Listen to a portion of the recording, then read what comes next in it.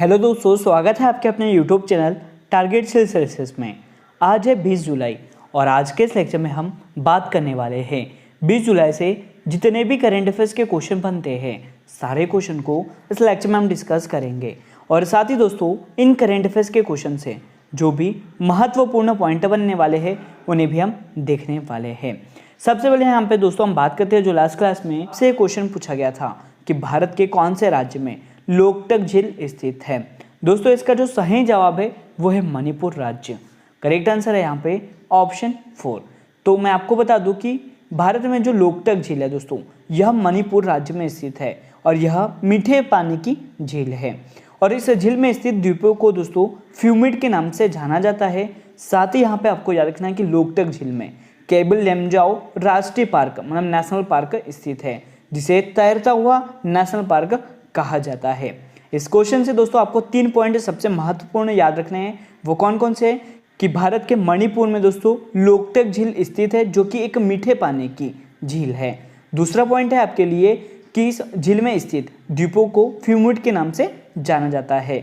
और तीसरा पॉइंट है दोस्तों कि लोकटक झील में केबुल लेमजाओ नामक राष्ट्रीय पार्क है, ये आपको पता होना चाहिए। साथ ही दोस्तों यह तैरता हुआ राष्ट्रीय पार्क इसे कहा जाता है। करेक्ट आंसर है ऑप्शन 4।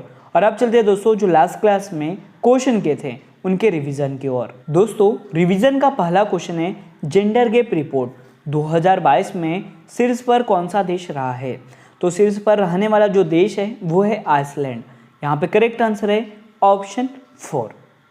और यहीं पे दोस्तों हम भारत की रैंक की बात करें तो यह 145वीं रही है, आपको याद रखना है। अगला क्वेश्चन दोस्तों कि स्किल इंडिया मिशन की 7वीं वर्षगांठ कब मनाई गई है। दोस्तों ये जो स्किल इंडिया मिशन है इसकी 7वीं वर्षगांठ कब मनाई गई है तो यह 15 जुलाई को। यहाँ पे करेक्ट आंसर है ऑप्शन 4। अगला क्वेश्चन है कि मैक्सिको देश के पूर्व राष्ट्रपति जिनका हाल ही में निधन हो गया है। मैं आपको बता दूं कि मैक्सिको देश के जो पूर्व राष्ट्रपति है दोस्तों उनका नाम था लुइस एचोवेरिया अल्वारेज। करेक्ट आंसर है यहाँ पे ऑप्शन 1। नेक्स्ट क्वेश्चन दोस्तों कि भारतीय विशिष्ट पहचान प्राधिकरण के सीईओ कौन है। तो ये जो UIDAI इसके जो सीईओ है दोस्तों वह सौरभ गर्ग है। यहाँ पे करेक्ट आंसर है ऑप्शन 3। क्वेश्चन है कि mind master winning lessons for a champion life के लेखक जिसे 15 जुलाई 2022 को जारी किया जाएगा। दोस्तों इस पुस्तक के जो लेखक हैं वह विश्वनाथ आनंद और सुशासन मीनन हैं। करेक्ट आंसर है ऑप्शन 3 उपयुक्त दोनों। नेक्स्ट क्वेश्चन है कि भारत में बांग्लादेश के नए उच्चायुक्त कौन नियुक्त हुए हैं। मैं आपको बता दूं कि भारत में दोस्तों जो बांग्लादेश के नए उच्चायुक्त है वह मोहम्मद मुस्तफिजुर रहमान बने हैं। यहाँ पे करेक्ट आंसर है ऑप्शन 2। रिवीजन का अंतिम क्वेश्चन दोस्तों कि अंडर 20 एशिया कप कुश्ती चैंपियनशिप 2022 में भारत ने कितने पदक जीते हैं। तो दोस्तों ये जो अंडर 20 एशिया कुश्ती चैंपियनशिप है इसमें भारत ने कुल 22 पदक जीते थे। करेक्ट आंसर है ऑप्शन 3। और अब दोस्तों शुरुआत करते हैं आज के करंट अफेयर्स की। और अभी तक आपने हमारे लेक्चर को लाइक नहीं किया है तो लाइक जरूर कर दें, शेयर भी करें। अगर आप इस चैनल पर नए हो दोस्तों तो इसे सब्सक्राइब भी जरूर कर ले। और आपके लिए पहला क्वेश्चन है सिंगापुर बैडमिंटन ओपन 2022 का जो खिताब है वह किसने जीता है। दोस्तों मैं आपको बता दूं कि जो सिंगापुर बैडमिंटन ओपन 2022 है इसका खिताब जीत लिया है PV सिंधु ने। करेक्ट आंसर है यहाँ पे ऑप्शन 2। और आप देख सकते हो दोस्तों ये है भारतीय बैडमिंटन खिलाड़ी PV सिंधु। दोस्तों भारत को डबल ओलंपिक मेडल दिलाने वाली शटलर PV सिंधु ने दोस्तों सिंगापुर ओपन सुपर 500 सीरीज का खिताब जीत लिया है। उन्होंने दोस्तों फाइनल में चीन की ZY वांग को हराया है। यह दोस्तों PV सिंधु का इस साल का पहला BWF badminton world federation 500 super series title है। इस वर्ष इससे पहले दोस्तों PV सिंधु ने सैयद मोदी और स्विस ओपन जीता था। यहाँ पे हम बात कर रहे हैं PV सिंधु की तो बैडमिंटन करियर की जो शुरुआत है दोस्तों इनकी 2003 से की गई थी। और 2013 में PV सिंधु को अर्जुन अवार्ड से सम्मानित किया गया था। साथ ही दोस्तों यहाँ पे आपको याद रखना है कि 2015 में पद्मश्री पुरस्कार से और 2016 में इनको मेजर ध्यानचंद खेल रत्न पुरस्कार से सम्मानित किया था। साथ ही दोस्तों 2020 में याद रखना कि पद्म भूषण से इन्हें सम्मानित किया गया है। तो ये सभी महत्वपूर्ण पॉइंट हो गए PV सिंधु से। याद रखना पीवी सिंधु का जो संबंध है दोस्तों वह बैडमिंटन से है। तो यहाँ पे करेक्ट आंसर हो गया ऑप्शन 2, पीवी सिंधु ने सिंगापुर बैडमिंटन ओपन 2022 का खिताब अपने नाम कर लिया है। और अब चलते हैं नेक्स्ट क्वेश्चन की ओर। और आपके अगला क्वेश्चन है कि नेशनल स्टॉक एक्सचेंज के नए एमडी और सीईओ कौन बने हैं। दोस्तों मैं आपको बता दूं कि ये जो नेशनल स्टॉक एक्सचेंज है इसके नए एमडी और सीईओ है वह आशीष कुमार चौहान बने हैं। यहाँ पे करेक्ट आंसर है ऑप्शन 1। और आप देख सकते हो ये है आशीष कुमार जी चौहान जो कि दोस्तों एनएसई के नए एमडी और सीईओ बन गए हैं। यहाँ पे मैं आपको बता दूं कि भारतीय प्रतिभूति और विनिमय बोर्ड सेबी ने आशीष कुमार चौहान को नेशनल स्टॉक एक्सचेंज के अगले प्रबंधक निदेशक और सीईओ के रूप में नियुक्त करने की मंजूरी दे दी है। आशीष चौहान वर्तमान में दोस्तों बॉम्बे स्टॉक एक्सचेंज के एमडी और सीईओ है और इनका जो कार्यकाल है वह नवंबर 2022 में समाप्त होगा। साथ ही यहाँ पे दोस्तों मैं आपको बता दूं कि ये जो नेशनल स्टॉक एक्सचेंज है यह भारत का सबसे बड़ा और तकनीकी रूप से अग्रणी स्टॉक एक्सचेंज है। इसका जो मुख्यालय है वह मुंबई में स्थित है और स्थापना 1992 में की गई है। तो याद रखना है आपको कि नेशनल स्टॉक एक्सचेंज के नए एमडी और सीईओ कौन बन गए हैं, तो यह आशीष कुमार चौहान। यहाँ पे राइट आंसर है ऑप्शन 1। और आप देख सकते हो दोस्तों ये है आशीष कुमार जी चौहान जो कि नए एमडी और सीईओ बन गए हैं। और अब चलते हैं अगले क्वेश्चन की ओर। और आपके लिए अगला क्वेश्चन दोस्तों कि NIRF इंडिया रैंकिंग 2022 के अनुसार भारत में उच्च शिक्षा के लिए सबसे जो अच्छा संस्थान है वह कौन सा है। तो दोस्तों इस रैंकिंग में जो भारत में उच्च शिक्षा के लिए सबसे अच्छा संस्थान की अगर बात करें तो यह IIT मद्रास है। यहाँ पे करेक्ट आंसर है ऑप्शन 1। और आप देख सकते हो दोस्तों IIT मद्रास किस तरीके का दिखता है। मैं आपको बता दूं कि केंद्रीय शिक्षा मंत्री धर्मेंद्र प्रधान जी ने दोस्तों नेशनल इंस्टीट्यूशनल रैंकिंग फ्रेमवर्क मतलब NIRF रैंकिंग का 7वां संस्करण जारी किया है। दोस्तों IIT मद्रास ने चौथे वर्ष भी ओवरऑल श्रेणी में शीर्ष स्थान प्राप्त किया है, जबकि IISc बेंगलुरु दूसरे स्थान पर और IIT बॉम्बे तीसरे स्थान पर रहा है। यहीं पे हम दोस्तों आपको बता दें कि एम्स दिल्ली भारत का सबसे अच्छा मेडिकल कॉलेज है, जबकि national law school of India university Bengaluru सबसे अच्छा लॉ स्कूल है। मैं आपको बता दूं कि IIM अगर हम बात करें IIM की तो IIM अहमदाबाद मैनेजमेंट श्रेणी में दोस्तों शीर्ष स्थान पर रखता है। वहीं IISc बेंगलुरु ने दोस्तों यूनिवर्सिटी श्रेणी में शीर्ष स्थान हासिल किया है।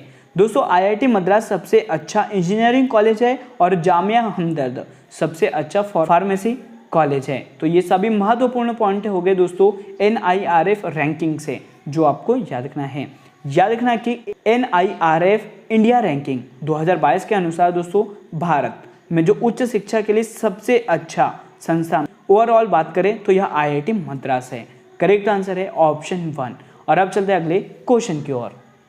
और आपके अगला क्वेश्चन दोस्तों अंतर्राष्ट्रीय न्याय दिवस 2022 कब मनाया गया है। दोस्तों ये जो इंटरनेशनल जस्टिस डे 2022 है यह मनाया गया है 17 जुलाई को। यहाँ पे करेक्ट आंसर है ऑप्शन 3। दोस्तों हर साल 17 जुलाई को अंतर्राष्ट्रीय न्याय दिवस मनाया जाता है। इस दिवस को दोस्तों अन्य नामों से भी जाना जाता है। वो कौन कौन से है तो अंतर्राष्ट्रीय आपराधिक न्याय दिवस और अंतर्राष्ट्रीय न्याय के लिए विश्व दिवस। मैं आपको बता दूं अंतर्राष्ट्रीय न्याय दिवस लोगों को न्याय के समर्थन के लिए जागरूक और एकजुट करने के लिए मनाया जाता है। दोस्तों हम बात करें अंतर्राष्ट्रीय न्याय दिवस 2022 की थीम की तो ये क्या है तो achieving social justice through formal employment. याद रखना इस वर्ष की थीम क्या है तो achieving social justice through formal employment, यह इस वर्ष की थीम आपको याद रखना है। याद रखना है 17 जुलाई को अंतर्राष्ट्रीय न्याय दिवस के रूप में मनाया जाता है। करेक्ट आंसर है ऑप्शन 3। और अब चलते हैं नेक्स्ट क्वेश्चन की ओर। और आपके लिए अगला क्वेश्चन दोस्तों कि of the supreme order of the chrysanthemum से किसे सम्मानित किया जाएगा। दोस्तों इस अवार्ड से सम्मानित किया जाएगा जापान के पूर्व प्रधानमंत्री शिंजो आबे को। करेक्ट आंसर है ऑप्शन 3। और आप देख सकते हो दोस्तों ये है शिंजो आबे। मैं आपको बता दूं दोस्तों हाल ही में जापान के पूर्व प्रधानमंत्री शिंजो आबे की दोस्तों एक चुनावी रैली में भाषण देते हुए इनकी गोली मारकर हत्या कर दी गई थी। ये आपको पता होना चाहिए। दोस्तों मैं आपको बता दूं कि जापान की सरकार ने मरणोपरांत पूर्व प्रधानमंत्री शिंजो आबे को जापान के सर्वोच्च सम्मान the collar of the supreme order of the chrysanthemum से सम्मानित करने का फैसला किया है। पुरस्कार दोस्तों प्राप्त करने वाले यह चौथे प्रधानमंत्री है। इससे पहले शिगेरू योशिदा, इसाकू सातो और यामोहिरो नाकासोन को यह पुरस्कार मिल चुका है।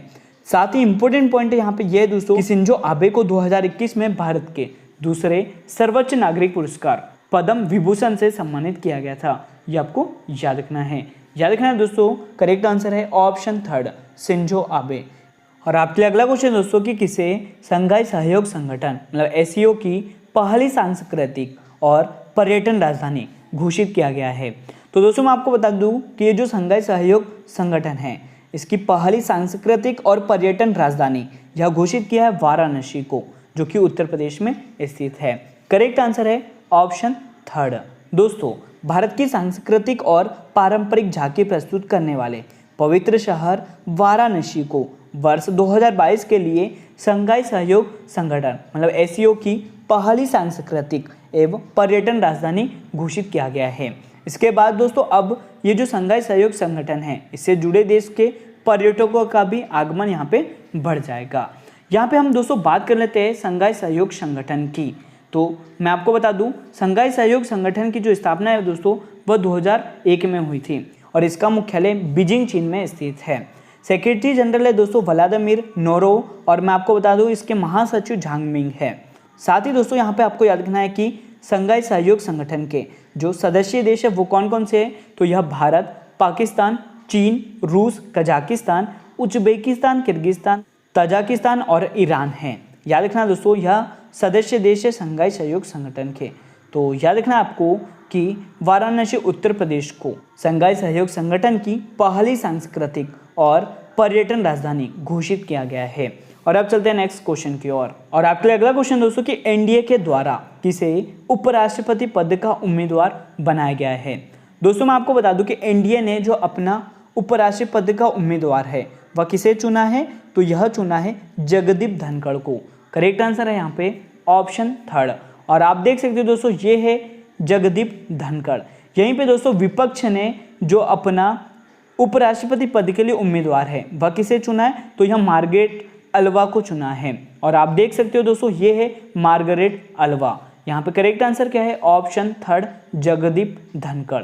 दोस्तों एनडीए ने राजस्थान के झुंझुनू जिले से आने वाले पश्चिम बंगाल के राज्यपाल जगदीप धनखड़ को उपराष्ट्रपति पद का प्रत्याशी बनाया है। यहीं पे दोस्तों मैं आपको बता दूं कि उपराष्ट्रपति चुनाव 6 अगस्त को होगा और इस पद के लिए यदि उम्मीदवार का निर्विरोध निर्वाचन नहीं हुआ तो इसी दिन दोस्तों मतों की गणना भी की जाएगी। लेकिन यहाँ पे मैं आपको बता दूं कि उपराष्ट्रपति पद के लिए जो विपक्ष के उम्मीदवार है दोस्तों उनका नाम याद रखना दोस्तों क्या है, तो याद रखना मार्गरेट अल्वा है। और आप देख सकते हो दोस्तों ये है मार्गरेट अल्वा। यहाँ पे हम एक एक करके सबसे पहले हम दोस्तों बात करते हैं जगदीप धनखड़ जी की। तो यह पश्चिम बंगाल के पूर्व राज्यपाल हैं। यहाँ पे दोस्तों एक एक करके हम बात कर लेते हैं ये जो उम्मीदवार है उपराष्ट्रपति के लिए। सबसे पहले हम बात करते हैं एनडीए के जो उम्मीदवार है जगदीप धनखड़। तो पश्चिम बंगाल के पूर्व राज्यपाल जगदीप धनखड़ को दोस्तों भाजपा के नेतृत्व वाली एनडीए के उपराष्ट्रपति के रूप में नामित किया गया है। पश्चिम बंगाल के जो राज्यपाल है दोस्तों इन्होंने अपने पद से इस्तीफा 17 जुलाई को दिया और राष्ट्रपति रामनाथ कोविंद जी ने स्वीकार कर लिया था। और मणिपुर के जो राज्यपाल है दोस्तों ला गणेशन को दोस्तों पश्चिम बंगाल का अतिरिक्त प्रभार दिया गया है। यहीं पे हम दोस्तों बात करें विपक्ष के उम्मीदवार की जिनका नाम है मार्गरेट अल्वा, यह दोस्तों राजस्थान की पूर्व राज्यपाल है। यहीं पे दोस्तों आपको याद रखना है कि जो राष्ट्रपति है इसका चुनाव तो अब संपन्न हो गया है, लेकिन यहाँ पे मैं आपको बता दूं कि द्रौपदी मुर्मू एनडीए की तरफ से राष्ट्रपति पद की उम्मीदवार थी, वहीं दोस्तों विपक्ष की ओर से यशवंत सिन्हा राष्ट्रपति पद के उम्मीदवार थे। ये आपको पता होना चाहिए। और अब दोस्तों हम बात करते हैं आज के क्वेश्चन ऑफ द डे की। और इससे पहले दोस्तों अभी तक आपने हमारे लेक्चर को लाइक नहीं किया है तो लाइक जरूर कर दें, शेयर भी करें। अगर आप इस चैनल पर नए हो दोस्तों तो इसे सब्सक्राइब भी जरूर कर ले। और आज का जो क्वेश्चन ऑफ द डे है आपके लिए कि भारत का जो सबसे लंबा राष्ट्रीय राजमार्ग है वह कौन से राज्य से नहीं गुजरता है। सही जवाब आपको कमेंट बॉक्स में देना है। साथ ही दोस्तों आपको ये भी बताना है कि जो भारत का जो सबसे लंबा राष्ट्रीय राजमार्ग है वह कौन सा है और साथ ही यह कौन कौन से राज्य से गुजरता है। तो आज का लेक्चर यहीं पर एंड होता है। अगर आपको हमारा लेक्चर और आपको हमारी मेहनत अच्छी लगती हो तो इसे लाइक जरूर करें, शेयर भी करें। अगर आप इस चैनल पर नए हो दोस्तों तो इसे सब्सक्राइब भी जरूर कर लें। Thank you so much guys for watching this video. Bye bye, take care.